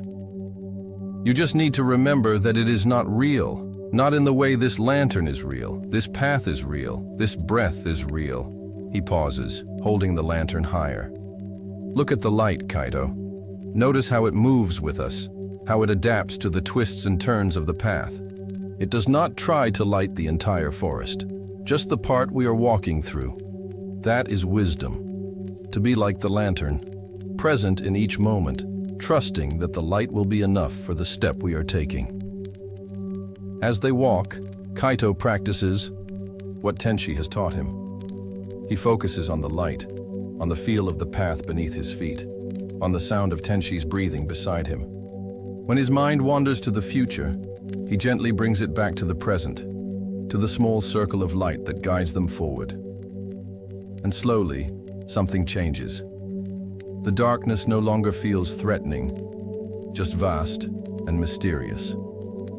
The unknown no longer feels terrifying, just full of possibility. He realizes that Tenshi is right. The path is there, step by step, and the light is enough for each step as it comes. When they finally reach the edge of the forest, the moon is high in the sky, casting a silvery light over the valley below. The neighboring temple is visible in the distance, its gates open like a welcoming hand. We made it, Kaito says, surprised by the sense of peace he feels. Tenshi nods. We always do, he says, not because the path is easy or because we can see the end, but because we keep walking, step by step, trusting the light. This is the wisdom of the lantern, and it is a wisdom that our anxious, future-oriented minds desperately need. In our modern world, we are conditioned to plan, to prepare, to control every aspect of our lives. We worry about our careers, our finances, our relationships, our health, all the parts of the path that lie beyond the light of the present moment. We think that if we can just see far enough ahead, we can avoid pain, failure, uncertainty. But the truth is, no matter how much we plan, the future will always be a darkness beyond the lantern's glow. Psychologists call this future anxiety. a persistent worry about what might happen, a fear of the unknown that can consume our thoughts and drain our energy. Research has shown that this kind of anxiety is associated with increased levels of stress hormones like cortisol, which can have negative effects on both our physical and mental health. It can also impair our decision-making, making us more likely to avoid taking risks or trying new things, even when they are good for us. But the lantern teaches us that we don't need to see the entire path to walk it. We just need to trust the light of the present moment to take one step at a time, knowing that the next step will reveal itself when we are ready for it. This is the practice of mindfulness, of staying grounded in the present, and research has shown that it can reduce feelings of anxiety and increase our sense of well-being. Neuroscience tells us that this is because the human brain is not designed to predict the future with any great accuracy. Our default mode network, the part of the brain responsible for daydreaming, planning, and worrying, tends to overestimate the likelihood of negative events and underestimate our ability to cope with them. This is known as the negativity bias, and it served an important evolutionary purpose, helping our ancestors stay alert to potential dangers. But in modern life, it often leads us to worry unnecessarily about things that will never happen, or that we will be able to handle if they do. By focusing on the present moment, on the light of the lantern, we can quiet this overactive network and activate the parts of the brain responsible for calm, focus, and resilience. We can learn to trust that we have the strength, the wisdom, the resources to handle whatever the future brings, even if we can't see it yet. So let's practice this now. Take a deep breath in through your nose, and as you do, imagine holding a lantern in your hand, its warm light illuminating the path directly in front of you. Feel the weight of it in your hand, the warmth of its glow on your face. Exhale slowly through your mouth, and as you do, let your awareness settle on the present moment. The feel of the air in your lungs, the sound of your breath, the weight of your body against the surface beneath you. This is your light, your lantern, in the darkness of the future. Now imagine the path ahead of you, the future with all its unknowns, its twists and turns, its joys and challenges. See it stretching out into the darkness, beyond the reach of your lantern's light. But instead of feeling fear, feel a sense of trust, of curiosity. You don't need to see it all. You just need to trust that the path is there and that your light will be enough for each step as you take it. Take another deep breath, and as you inhale, imagine taking one step forward into the light of your lantern. Feel the solidity of the path beneath you, the certainty of your footing. As you exhale, let go of any worry about the steps beyond this one. They will come in their own time, and you will be ready for them. Notice how this feels. Notice the sense of calm, of grounding that comes from focusing on the present moment, on the step you are taking now, instead of the ones that lie ahead. Tonight, as you prepare for sleep, I invite you to take this lantern with you. As you lie down, imagine holding it in your hand, its warm light illuminating only the present moment, the feel of your sheets against your skin, the sound of your breath, the gentle rhythm of your heartbeat. When your mind wanders to the future, to tomorrow's tasks, next week's worries, next year's plans, gently bring it back to the light of the present moment, to the here and now. Remember that the future is just a path beyond the light, and you don't need to see it all to walk it.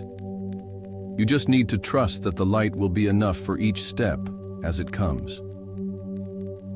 As you drift towards sleep, let the image of the lantern stay with you, a symbol of your ability to stay present, to trust the path, to find peace in the unknown. Remember, Kaito didn't learn to trust the lantern overnight. It took practice, patience, and a willingness to let go of his need to see the entire path. But each step he took, each moment he stayed, present to the light, he grew a little more confident, a little more peaceful, a little more able to walk into the darkness with trust. You are no different. Your future may be dark, your path may be unknown, but you carry a lantern within you, the light of the present moment, the wisdom of taking one step at a time. It is enough. It has always been enough. Breathe in, breathe out. The light is with you, the path is beneath you, and that is enough. Let the glow of the lantern stay with you as we move now to a small pottery studio, where the air is thick with the earthy scent of wet clay and the faint smoke of a wood-fired kiln. Sunlight streams through a high window, catching motes of dust that dance in the air like tiny stars. In the center of the room, a potter's wheel spins slowly, its rhythm steady and hypnotic. Seated at the wheel is an old woman named Hana, her hands covered in clay as she shapes a lump of earth into a smooth, curved form. Her face is calm, focused, as if she and the clay are one. Hana has been a potter for over 60 years, and her hands move with a wisdom that comes from a lifetime of turning mud into art. Beside her stands a young man named Takeshi, his posture tense, his eyes filled with frustration. Takeshi is a student of Hana's, but he has been struggling for weeks to create a simple bowl. No matter how hard he tries, his bowls collapse, lopsided, uneven, crumbling under his hands. "I don't understand," he says, throwing down a piece of clay in anger. "I follow your instructions exactly, but everything I make falls apart. Maybe I'm just not meant to be a potter." Hana stops the wheel, her hands still resting gently on the half-formed vessel. She looks at Takeshi, her eyes soft with understanding. "Tell me, Takeshi," she says, "what do you think clay is?" "It's dirt," he says. "Mud, nothing special." Hana shakes her head. "Clay is memory. It holds the history of the earth, rivers that carried it, rocks that ground it, rain that softened it. It is patient. It waits for the right hands to wake it, to help it become what it was always meant to be." She turns back to her work, starting the wheel again. "When I first began, I thought pottery was about force, shaping the clay, making it do what I wanted. But I was wrong. Pottery is about listening. The clay tells you what it wants to be. You just have to be quiet enough to hear it." Takeshi watches as Hana's fingers move over the clay, pressing gently, guiding, not forcing. The vessel grows taller, smoother, its curves flowing naturally, as if it has always existed and Hana is simply revealing it. "But my bowls keep breaking," he says. "They can't even hold water." "Breaking is part of becoming," Hana says. She reaches into a nearby basket and pulls out a jagged piece of pottery. "This was my first bowl," she says. "It collapsed in the kiln. I cried for days. But then I looked at the pieces and realized something. The cracks were not failures, they were lessons. They taught me about the clay's limits, about the heat of the fire, about my own impatience." She sets the shard down. "Pain is like that. Takeshi, it cracks us open, but those cracks are where the light gets in. They make us stronger, more resilient, more able to hold what matters." Takeshi thinks of his own life, how he dropped out of university after his father died, how he struggled with depression, how he came to pottery, hoping to find something solid in a world that felt like it was falling apart. He realizes that he has been trying to avoid the cracks, to make himself unbreakable, instead of embracing the lessons they hold. "But how do you keep going when everything falls apart?" he asks. Hana removes her vessel from the wheel, setting it carefully on a shelf to dry. She picks up a new lump of clay and places it on the wheel, motioning for Takeshi to take her place. "Put your hands on the clay," she says. He does, his fingers trembling slightly. "Feel its weight," she says. "Its moisture, its potential. Now, breathe with it. Inhale as it rises, exhale as it falls. Let it guide you." Takeshi closes his eyes, focusing on his breath, on the feel of the clay beneath his hands. At first, his mind is noisy, worries about failing, memories of broken bowls, doubts about his own worth. But slowly, he begins to listen, to feel the clay's resistance, its willingness, its quiet desire to become. His hands move, not with force, but with intention. The clay rises, curves, opens. A simple bowl, not perfect, but whole. When he stops the wheel, he is surprised to find tears in his eyes. "It didn't break," he says, his voice barely a whisper. Hana smiles. "Because you let it be what it needed." To be not what you thought it should be. That is the lesson of the clay. Strength comes not from being unbroken, but from being shaped by the breaking. Over the next few months, Takeshi learns to work with the clay, not against it. He makes bowls that collapse, vases that warp in the kiln, cups that are lopsided. But with each failure, he listens more closely, learns more deeply. He begins to see that the clay's imperfections are what make it beautiful. That a bowl with a slight curve, a vase with a jagged edge, holds more character, more life, than something perfectly symmetrical. And as he works with the clay, he begins to heal his own cracks. He starts talking about his father, about his grief, about the ways he has been broken. He realizes that his pain is not something to be ashamed of, but something that has shaped him, made him more compassionate, more understanding, more human. 1 day. Hana looks at a bowl Takeshi has made. A simple, sturdy vessel with a small crack along one side filled with wildflowers. "This is your best work," she says. "But it's cracked," he says. "Exactly," Hana says. "It has known struggle, and it still holds beauty. That is the measure of a good vessel and a good life. This is the wisdom of the clay, and it is a wisdom that our culture, which values perfection and strength, often forgets. We live in a world that tells us we should be unbroken, unblemished, always in control. We hide our cracks, our flaws, our pain, afraid that they make us weak or unworthy. But the clay teaches us that it is our cracks, our struggles, our broken places that make us whole. Psychologists call this post-traumatic growth, the idea that adversity can lead to positive psychological changes, including increased resilience, greater appreciation for life, and deeper relationships with others. Research has shown that many people who experience trauma or hardship report feeling stronger, more capable, and more connected to others as a result.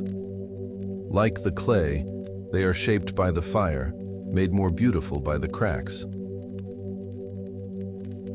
Neuroscience tells us that this is because the brain is remarkably plastic, able to rewire itself in response to experience, even painful ones. When we face adversity, our brains release stress hormones that initially activate the fight or flight response, but over time, they can also strengthen the connections between the prefrontal cortex, responsible for decision-making and empathy, and the amygdala, responsible for emotion. This makes us better able to regulate our emotions, cope with future challenges, and understand the perspectives of others. In other words, our cracks, the difficult experiences that shape us, are not weaknesses. They are the places where we grow, where we learn, where we become more fully ourselves. So let's practice this now. Take a deep breath in through your nose, and as you do, imagine holding a lump of clay in your hands. Feel its weight, its texture, its potential. Exhale slowly through your mouth, and as you do, think of a difficult experience in your life, a loss, a failure, a heartbreak. This is your fire, your kiln, the force that has shaped you. Now, imagine shaping the clay, letting your hands be guided by your experience. Feel the clay respond, stretching, bending, sometimes resisting, sometimes yielding. Notice that the vessel you create is not perfect. It has curves and angles, thick spots and thin spots, maybe even a crack or two. But it is whole. It is yours. It is beautiful. Take another deep breath, and as you inhale, imagine filling this vessel with all the wisdom you have gained from your difficult experience: resilience, compassion, strength, gratitude. As you exhale, feel a sense of peace, of acceptance, of pride in all that you have overcome. Notice how this feels. Notice that your cracks, your broken places, are not flaws, but part of what makes you uniquely you. Tonight, as you prepare for sleep, I invite you to think of yourself as a vessel shaped by experience. As you lie down, imagine your body as clay, your life as the hands that have shaped it. Let yourself feel the weight of your history, the joys and sorrows, the successes and failures, the moments that have cracked you open and let the light. And instead of pushing away the difficult memories, let them be part of your story, part of what makes you strong, part of what allows you to hold beauty and pain, joy and sorrow, all at once. As you drift towards sleep, let the image of your vessel stay with you, imperfect, cracked, and utterly, uniquely beautiful. Remember, Takeshi didn't learn to embrace the cracks overnight. It took practice, patience, and a willingness to see failure as a teacher, not an ending. But each time he worked with the clay, each time he let himself be shaped by his mistakes, he grew a little more whole, a little more accepting, a little more able to find beauty in the broken places. You are no different. Your life may have cracked you open, but those cracks are where the light gets in. They are where you learn, where you grow, where you become more fully yourself. Breathe in, breathe out. You are clay becoming vessel, broken becoming whole, and that is more than enough. Let the memory of clay and fire settle in your bones as we journey now to a deep mountain valley, where the air is thin and crisp, carrying the sharp scent of pine and stone. Sunlight filters through a canopy of ancient trees, dappling the ground. With gold, and far below, a river rushes over smooth rocks, its voice a constant, soothing murmur. The valley walls rise steeply on either side, their surfaces rough with crags and crevices, as if the earth itself has been split open to reveal its secrets. This is where a young monk named Daiichi has come to meditate, seeking clarity after a particularly difficult winter at the temple. Daiichi has been struggling with feelings of anger and resentment toward a fellow monk who criticized his practice in front of the entire assembly. The words have echoed in his mind for weeks, sharp and painful, and no matter how hard he meditates, he cannot seem to make them disappear. On the third morning of his retreat, Daiichi climbs to a high ledge overlooking the valley, hoping the view will calm his mind. As he sits down, he lets out a deep sigh, half frustration, half exhaustion. To his surprise, the sound bounces off the valley walls, returning to him as a faint, distorted echo. Sigh. Startled, Daiichi sits up straighter. He clears his throat. And again, the valley answers, clear throat. Amused, he calls out, "Hello," and listens as the word tumbles back to him, fainter but recognizable. "Hello, hello, hello." For the next hour, Daiichi plays with the echo, calling out different words, and sounds laughing as they return to him. But as the afternoon wears on, his mood shifts. Without thinking, he shouts, "You're worthless!" The same words the other monk had hurled at him. The valley answers immediately, its voice cold and sharp. "Worthless, worthless, worthless." Daiichi flinches as if struck. The echo feels like an accusation, a confirmation of his deepest fears.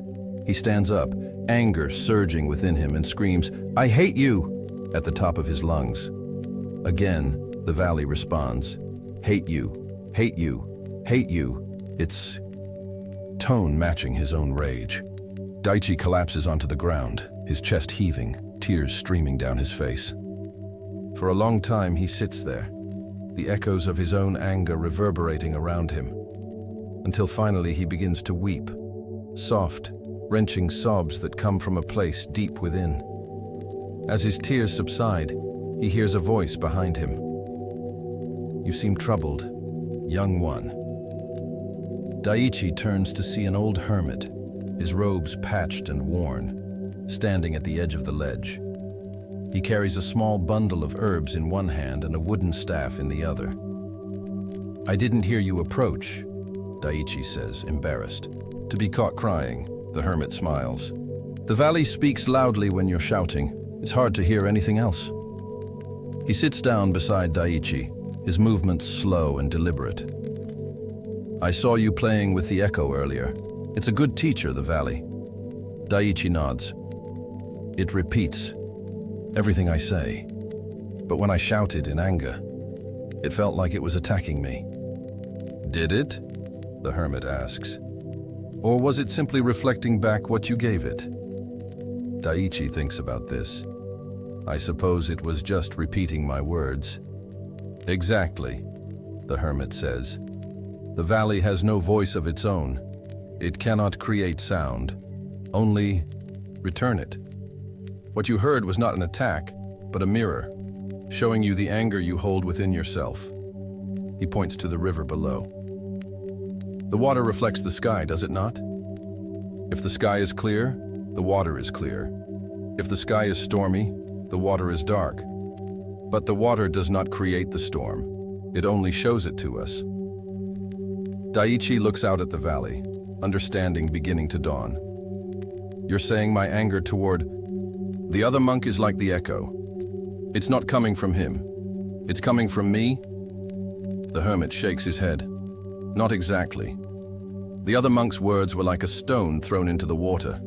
They created a ripple. But the wave that followed, the anger that has been consuming you, those are your own echoes, your own mind reflecting back what it holds.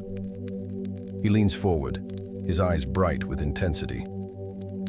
Most people think their emotions are caused by what happens to them. They say, he made me angry, or she hurt my feelings. But the valley teaches us that this is an illusion. Others may throw stones, but the ripples are ours. The echoes are ours. We are the ones who choose to let them reverberate, to grow louder, to consume us.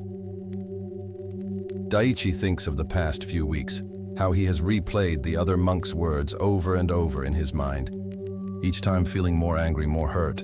He realizes that he has been feeding the echo, letting it grow stronger with each repetition.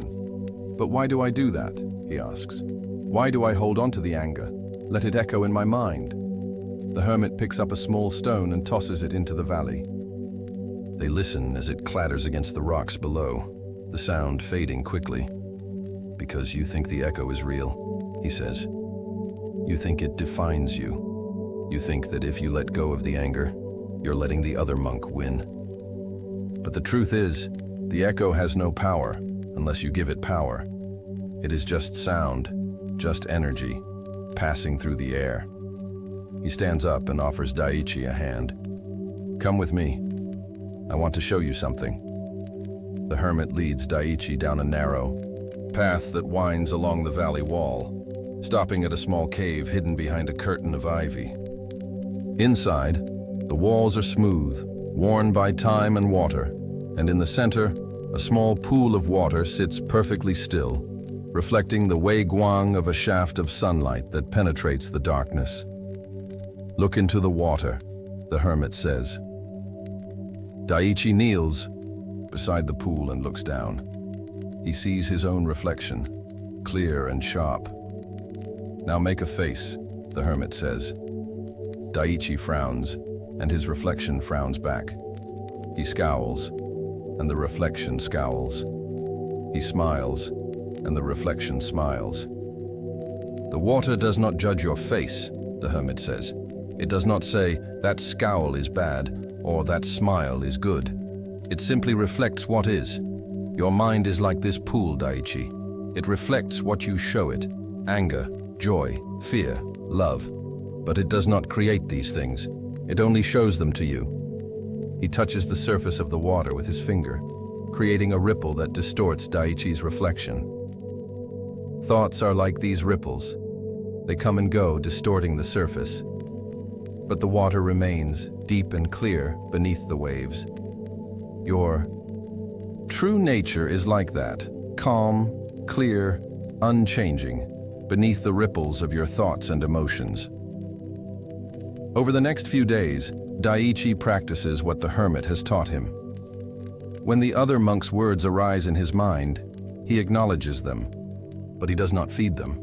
He watches them like echoes in the valley, letting them come and go without attaching to them. He sits by the pool, watching his reflections, learning to separate himself from his thoughts and emotions. And slowly, something changes. The words lose their power. The anger fades. The echo grows fainter until finally it disappears altogether. Daiichi realizes that the other monk's criticism was just a sound, just a stone thrown into the water. He does not have to let it create waves to become an echo that defines him. On the day he leaves the valley, Daiichi visits the hermit one last time. "Thank you," he says. "I understand now. The valley does not attack, it reflects. And so does the mind." The hermit smiles. "Remember, Daiichi, the echo is a teacher. It shows you what you hold within. When you hear anger, it is not an accusation. It is an invitation to heal. When you hear fear, it is not a warning. It is a call to courage. The echo does not lie. It simply shows you the truth if you are willing to listen." This is the wisdom of the echoing valley, and it is a wisdom that can transform our relationship with our thoughts and emotions. In our modern world, we are taught to believe that our feelings are caused by external events, other people's actions, our circumstances, our pasts. We say, "My job makes me stressed," or "My relationship makes me happy," or "My childhood made me the way I am." But the valley teaches us that this is only half the truth. External events may trigger our emotions, but they do not create them. Our emotions are echoes, reflections of what we hold within ourselves, of our beliefs, our fears, our desires, our wounds. Psychologists call this cognitive appraisal theory, the idea that our emotional responses are not caused directly by events, but by how we interpret those events. Two people can experience the same event and have completely different emotional reactions, depending on how they appraise or interpret what happened. For example, one person might see a criticism as an attack and feel angry, while another might see the same criticism as helpful feedback and feel grateful. The event is the same, but the echo, the emotional response, is different because what is being reflected is different. Neuroscience tells us that this appraisal process happens in the prefrontal cortex, the part of the brain responsible for decision-making, reasoning, and self-awareness. When we experience an event, our brains automatically evaluate it based on our past experiences, our beliefs, and our goals, and this evaluation triggers an emotional response in the amygdala. This process happens so quickly that we often feel as if the emotion is caused directly by the event. But in reality, there is a split second of appraisal, of interpretation, that shapes how we feel. This is empowering news because it means that we are not victims of our emotions. We have the power to change our emotional responses by changing our appraisals, by changing the lens through which we view the world. We can learn to recognize that our emotions are echoes and that we have the power to stop feeding them, to let them fade, to change what we reflect. So let's practice this now.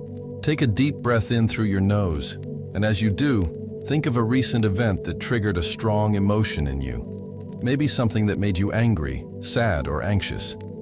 Exhale slowly through your mouth, and as you do, imagine that event as a sound in the valley of your mind. Notice the emotion it triggers, the echo that returns to you. Now take another deep breath, and as you inhale, imagine stepping back from the echo, observing it from a distance. See it for what it is, a reflection, not a reality. It is not defining you, not controlling you, just passing through the valley of your mind. As you exhale, ask yourself, what belief, what fear, what desire is this echo reflecting? What is it that I am holding within myself that is creating this response? You don't need to answer the question. Just sit with it, like Daiichi sitting in the valley, listening to the echo without judgment. Take another deep breath, and as you inhale, imagine the echo growing fainter, softer, as if it is moving farther away in the valley. As you exhale, feel a sense of release, of freedom, knowing that you are not your echoes, that you have the power to let them fade. Notice how this feels.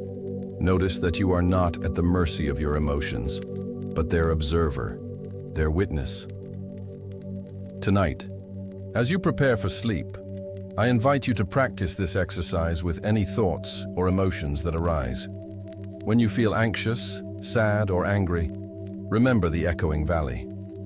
See your emotion as an echo, a reflection, not a reality.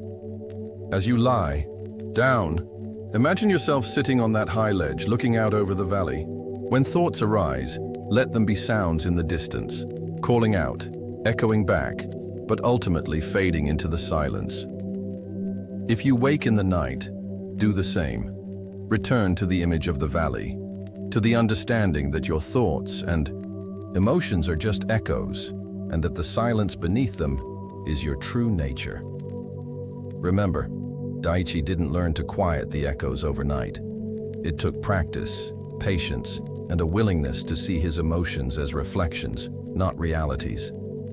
But each time he sat with the echo, each time he let it fade without feeding it, he grew a little more free, a little more peaceful, a little more able to hear the silence beneath the sound. You are no different.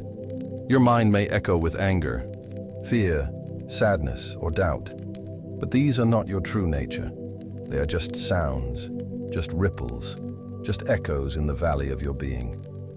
Beneath them there is silence, there is peace, there is a deep, abiding stillness that is always there, waiting for you to listen. Breathe in, breathe out. The echoes will come, but they will also go, and in between, there is silence, and that is where you belong. Let the silence of the echoing valley settle around you as we turn now to the first light of dawn, where the world breathes in the cool air of morning. The grass is damp beneath your feet, each blade holding a perfect sphere of dew that catches the rising sun, tiny diamonds that glow with every color of the rainbow. A light fog hangs low over the meadow, softening the edges of the world, and in the distance, a rooster crows, its call fading into the stillness like a sigh. This is where Master Chio tends her garden, long before the other monks wake. At 80 years old, her back is curved like a crescent moon, but her hands move with the same precision they did when she first came to the temple as a young woman. She bends to brush a spiderweb from a rose bush, careful not to disturb the dew, and as she does, a single drop falls from a petal, vanishing into the soil without a sound. Standing at the edge of the garden is a woman named Emiko, her eyes red from sleepless nights. For months, Emiko has been haunted by a single thought, a memory of a harsh word she spoke to her daughter, now grown and living far away. The thought loops in her mind, unceasing. I should have said sorry.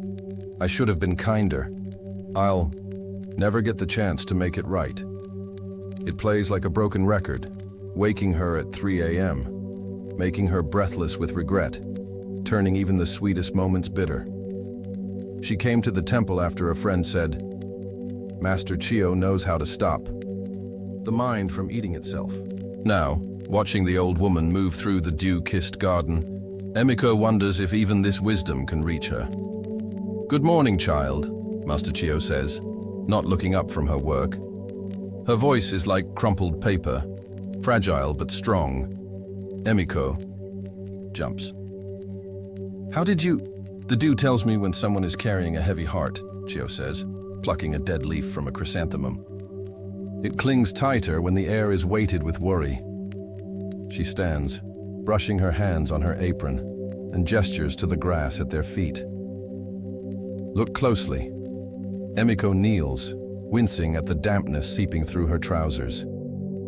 At first, she sees only grass and light, but as her eyes adjust, she gasps. Each blade is adorned with dewdrops, some no larger than a grain of sand, others as big as her thumbnail. They catch the sunlight, refracting it into prisms that dance on her skin. "They're perfect," she whispers. "Are they?" Chio asks. She leans down to blow gently on a clump of grass. A dozen dewdrops tremble, then fall, dissolving into the earth. and now they're gone. Were they any less perfect for vanishing? Emiko frowns. But they didn't last. What's the point of something so beautiful if it disappears? Chio smiles, her eyes crinkling like dried lotus leaves. What's the point of a song if it ends? A meal if it's eaten? A life if it fades? It is their impermanence that makes them precious, Emiko. The dew does not mourn its own end. It falls, it nourishes, it becomes part of something new. It does not cling to being a dewdrop. Emiko thinks of her looping thought, the endless replay of that painful memory. My mind won't let go, she admits. It's like I'm trying to hold on to that moment, even though it's already gone. Like trying to hold a dewdrop in your fist, Chio says. She cups her hands, letting a few drops fall into her palm. They glisten for a moment, then soak into her skin, leaving only a damp trace.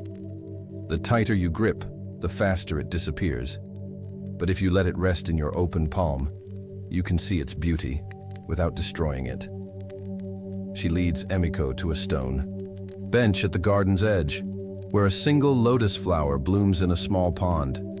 Its petals are still folded, but already dewdrops cling to its surface, waiting for the sun to rouse it. Watch the lotus, Chio says. By noon, these dewdrops will be gone. The flower will open, and by evening, its petals will begin to fall.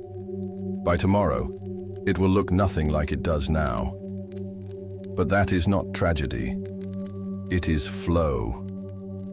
Emiko stares at the flower, her mind wandering to her daughter, as a baby, gurgling in the bath, as a teenager slamming her bedroom door, as a woman hugging her goodbye at the train station. How quickly those moments passed, how little she'd cherished them at the time. Why do we hold on to things then?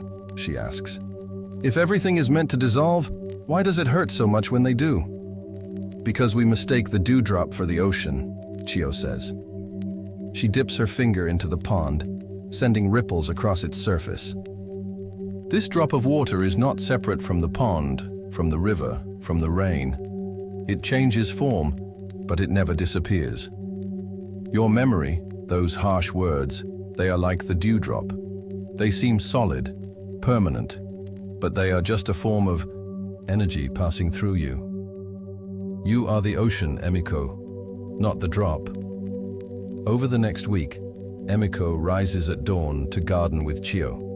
They pull weeds, harvest vegetables, and watch the dew. Each morning, Chio points out how the drops form differently. Some days heavy with rain, some days sparse and delicate. How they cling to different plants, how the sun melts them in new patterns. Notice how your thought is like these dewdrops, Chio says on the 5th morning. They're sitting on the bench, watching the sun climb higher, turning the dew to vapor. Some days it's larger, brighter, harder to ignore. Some days it's faint, almost gone, but it never stays the same. It is always dissolving, always reforming, always moving. Emiko thinks of the thought that has haunted her, the memory of her daughter's face, tight with hurt. Today it feels smaller, less sharp. It's still there, she says, but it doesn't hurt as much. Because you're no longer trying to squeeze it into a permanent shape, Chio says. You're letting it be a dewdrop, here, then gone, then here again, but never the same. On the 7th day, Emiko writes a letter to her daughter. She doesn't apologize, though she does, but more than that, she tells her about the dewdrops, about how some things are too precious to stay, about how much she loves her in all her changing forms. When she finishes, she feels no relief. Exactly. Just a softening, like the way the morning mist yields to the sun. Chio finds her folding the letter, a single tear falling onto the paper. You see, the old woman says, grief is a dewdrop too. It dissolves, but it leaves the earth richer for having been there. This is the wisdom of dewdrops dissolving, the final lesson in our journey through the landscape of the mind. It is the understanding that nothing is permanent, not our thoughts, our feelings, our mistakes, or our joys. They are all dewdrops, glistening for a moment in the sun, then dissolving into something new. To cling to them is to try to catch smoke with your hands. To let them go is to dance with the rhythm of life itself. In modern psychology, this is what we call acceptance and commitment therapy, the practice of acknowledging our thoughts and feelings without judgment, recognizing that they are not facts, and choosing to act in alignment with our values, even as they change. Research shows that this approach is particularly effective for breaking cycles of rumination, the endless loop of thoughts that Emiko struggled with, because it disrupts the brain's default mode network, which thrives on repetition and fixation. Neuroscience tells us that our brains are wired to seek patterns and predictability, a survival mechanism that helped our ancestors avoid danger. But in modern life, this same mechanism can trap us in loops of thought as we try to make sense of the past or control the future. When we hold on to thoughts like, "I'll never make it right," or "I'm a terrible person," we're essentially treating dewdrops as diamonds, mistaking temporary mental states for permanent truths.